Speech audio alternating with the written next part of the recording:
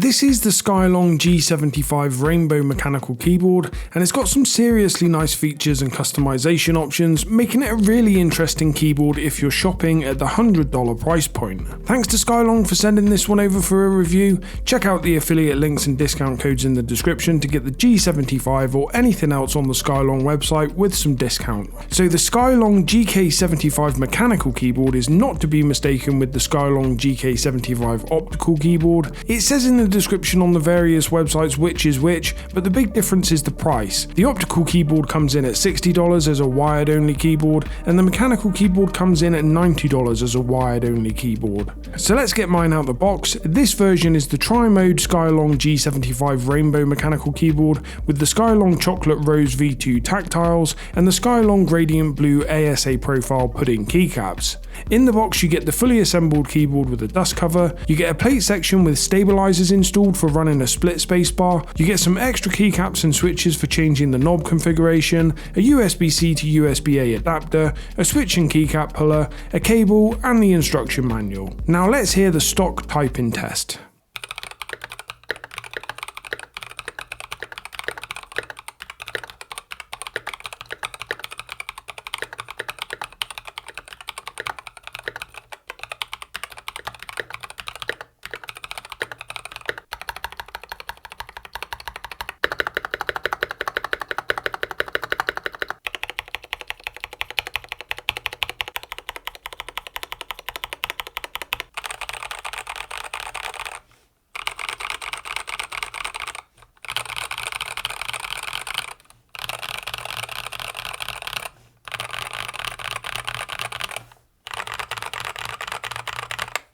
It feels like I'm saying this a lot lately while reviewing budget keyboards, but that's a really good stock typing test. No spring ping, no stabilizer rattle, and a nice full sound profile without any of the hollowness you often get with budget keyboards. First impressions on this one are good. Fully assembled wireless keyboards at the $100 price point can go either way in terms of feeling cheap or feeling nice quality, and this one definitely feels nice quality. It has a really solid feel, more like a solid acrylic case than the ABS that it is, and it has a nice bit of weight to it. Looking around the keyboard, obviously the first thing to jump out are the two knobs, which I found kinda weird looking in terms of the aesthetic, but not to worry, they are hot swappable. Not only are the knobs hot swappable, but there are 6 knob compatible sockets in the board, so you can run no knobs, one knob, or both knobs in multiple positions. You can even buy additional knobs in ABS or CNC and multiple colors on the Skyloong website, and run knobs in all 6 sockets. Flipping the keyboard over, we can see that the USB-C port is in this recess, with channels giving you the option to run the USB-C cable out of the center, left or right of the keyboard depending on your desk setup. Of course you only need this for charging if you don't like cables on your desk, as this is a wireless keyboard with Bluetooth and 2.4 GHz connectivity. A 2.4 GHz receiver is housed in the recess next to the USB-C port, and you can connect using Bluetooth to another 2 devices. The switches for the connection mode and OS mode are on the bottom instead of the back of the keyboard, and while I appreciate what they're doing in terms of keeping the back nice and clean looking, I do find this position less convenient. The RGB backlight is nice, especially with these pudding keycaps which have a solid PBT top and transparent ABS sides. You can change light effects between 9 modes, adjust brightness, adjust speed, and all the usual RGB customizations we've come to expect. So next we're going to move on to disassembly, but before that let's take a closer look at the keycaps, switches and stabilizers. The keycaps are pretty nice considering they cost just $30 on the Skyloong website. They're ASA profile and transparent on all sides, but you don't get LEDs shining directly into your eyes as the keyboard is north facing. They feel pretty nice to type on, and I have no issues with the look and the quality. The Chocolate Rose V2 tactiles are a pretty decent switch.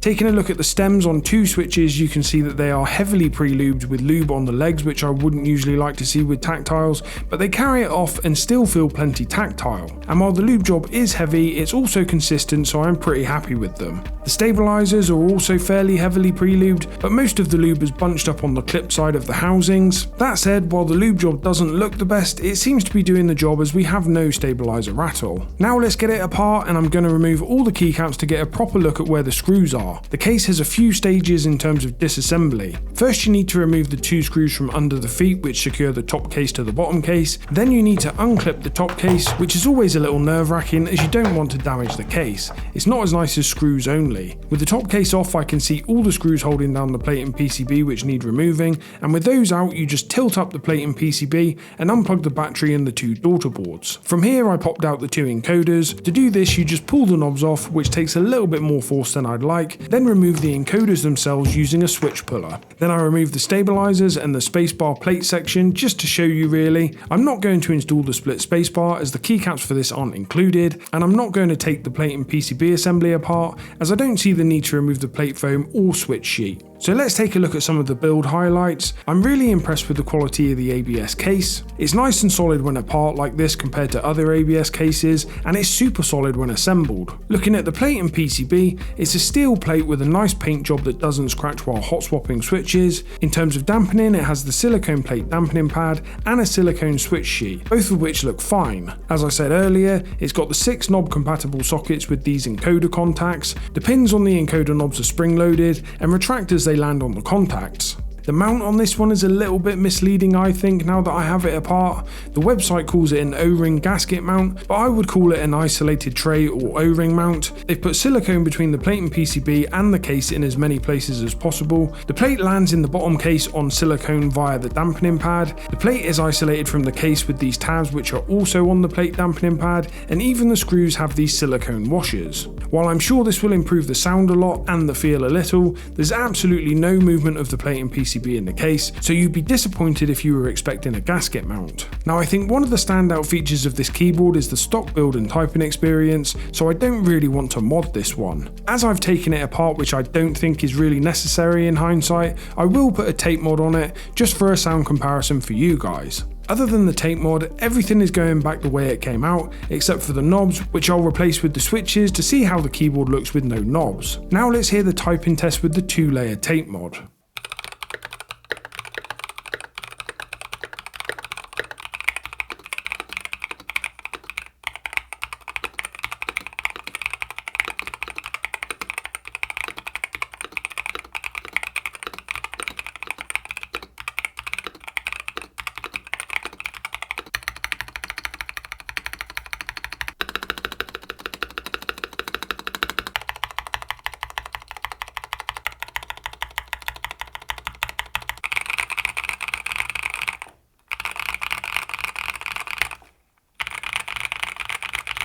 And another nice typing test there, now with the tapey sound profile, but still stock in every other way. It's nice with and without the tape, but I wouldn't bother taking this one apart for it, as it's really nice stock. So let's wrap up with some thoughts, and first is that while I like how customizable this keyboard is with the knobs and the split spacebar section included, it was frustrating that they didn't include everything you needed for all configurations. For example, there are no split spacebar keycaps, and there's not enough switches to run it anyway. So you need another set of keycaps and some more switches to run the split spacebar configuration with or without the knobs. Other than that, I don't really have a bad word to say about it. This particular build is pretty loud, so perhaps not open plan office friendly, but the typing sound and feel is extremely good stock out of the box, and I really appreciate a budget keyboard which feels so solid in the hand. Wireless capability is always appreciated when it's included on a $100 keyboard, which is nice quality and already has so many other features, and it's great to see angle adjusting feet and some options in terms of USB-C cable routing on the back. All in all, a very impressive keyboard from Skyloong, and certainly up there with the best of the fully assembled wireless $100 keyboards I've tested to date. And that's it. I hope you found this useful, and I'll catch you in the next one.